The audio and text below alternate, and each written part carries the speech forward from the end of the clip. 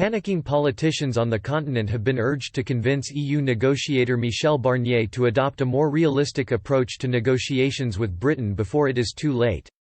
And Tory MP Daniel Kaczynski has said the loss of Britain as a trading partner would cause colossal damage to the bloc. Mr. Kaczynski, MP for Shrewsbury and Atcham, was commenting after Geert Bourgeois, trade spokesman with European Conservatives and Reformists (ECR) group in the European Parliament, warned fellow MEPs not to patronise Britain. Belgian Mr. Bourgeois also voiced his concern at the prospect of the UK becoming a low-tax-driven tiger economy analogous to Singapore. Mr. Kaczynski said Mr. Bourgeois' remarks indicated the penny was beginning to drop on the continent about the risk the loss of the UK posed to the economies of individual countries.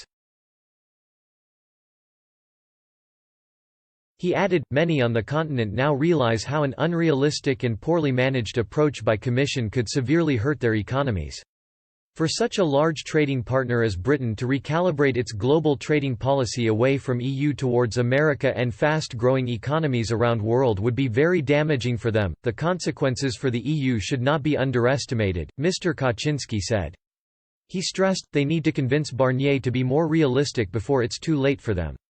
Writing on the Conservative Home website yesterday, Stephen Booth, head of Britain in the World Project at Policy Exchange, made a similar point, saying, in Brussels, the penny may be dropping for Barnier that, if the EU wants a trade deal with the UK, the current strategy is bound to fail.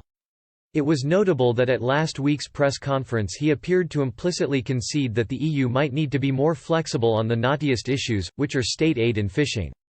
Technical compromises and fudges can no doubt be found that will require compromise on both sides.